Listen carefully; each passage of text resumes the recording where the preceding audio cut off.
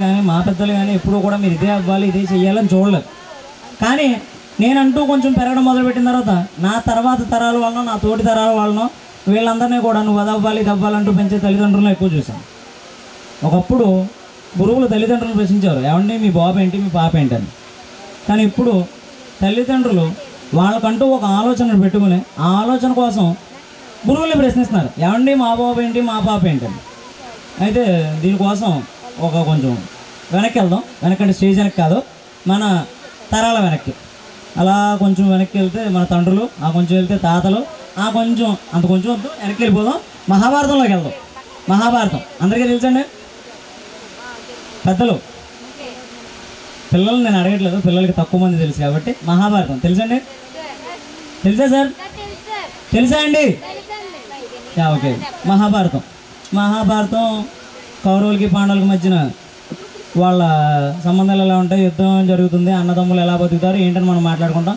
అయితే అందులో మనం అందరూ మిస్ చేసిన అతిపెద్ద ఘట్టం ఏంటంటే కురురాజ్య వారసుల యొక్క విద్యాభ్యాసం. కురురాజ్య వారసులు అంటే కౌరవులు పాండవులు మొత్తం కురురాజ్య వారసులే కదా వాళ్ళందరూ.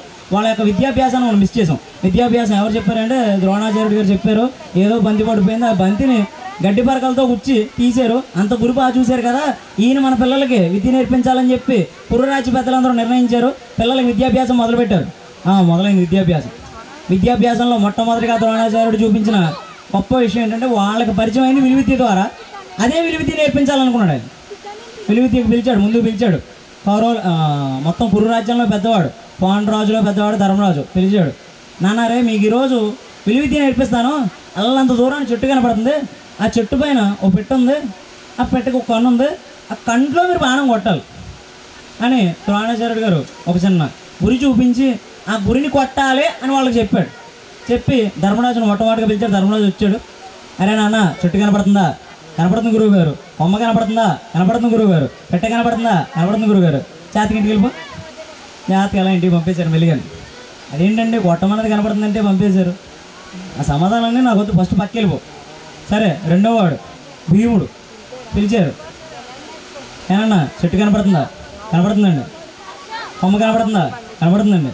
పెట్ట కనపడుతుందా? కనపడుతుందండి. పంపేశారు. తర్వాత మళ్ళీ దుర్యోధనుడు చెట్టు కనపడుతుందా? కనపడుతుందండి. కొమ్మ కనపడుతుందా? కనపడుతుందండి. పెట్ట కనపడుతుందా? కనపడుతుందండి. వెళ్ళిపో జాతికి ఇంటికి వెళ్ళిపోమన్నారు. దుశ్శాసనుడు. ఇలా అందరూ అయిపోతున్న సమయంలో మధ్యలో వచ్చాడు అర్జునుడు. ఏమన్నా చెట్టు కనపడుతుందా? లేదండి. కొమ్మ కనపడుతుందా? లేదండి.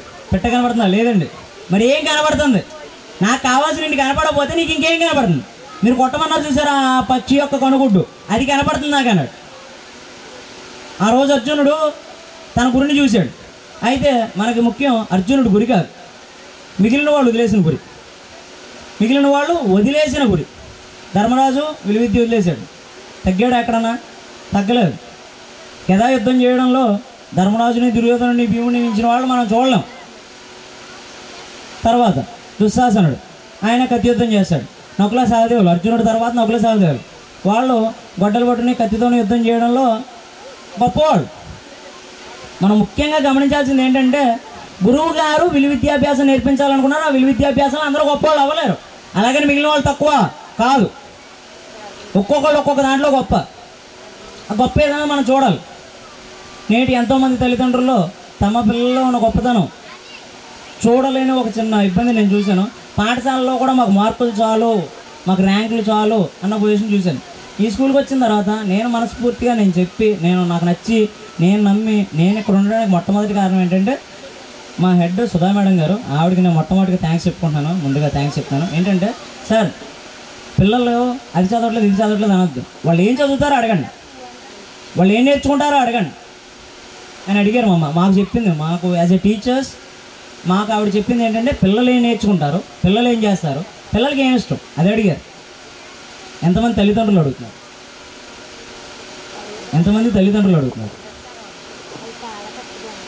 ఏ తీరే చేపనే నడవమంటే కష్టం, చచ్చిపోద్ది. అలాగా ఎంతోమంది మిస్ చేస్తున్నారు. ఆ మిస్ చేసే విధానాన్ని మా సుధా మేడం గారు ఆవిడ మిస్ చేయలేదు. ఎవరిలో ఏ గొప్ప ఉందో చూడాలనుకున్నారు. ఒక్కసారి మీ అబ్బాయికి లేదా మీ పాపకి మార్కులు తక్కువ వస్తున్నాయి అని అడిగే ముందు వాడు ఎందులో మార్కులు తెచ్చుకోగలడో ఒక్కసారి అడగండి. సుధా మేడం గారు ఆ దారిలో వెళ్తున్నారు.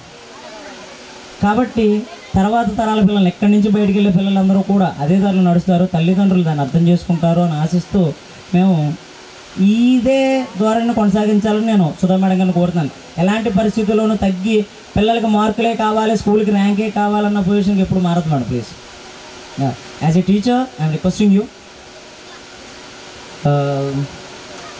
నేను చెప్పాలనుకున్న మెయిన్ కాన్సెప్ట్ అదేనండి. ఏంటంటే పిల్లలకి ఏమి ఇష్టమో చూడండి ఒక్కసారి. అంటే మేము చూడట్లేదా అని అడగదు సార్, జస్ట్ నాకు చెప్పాలనిపించింది చెప్పాను.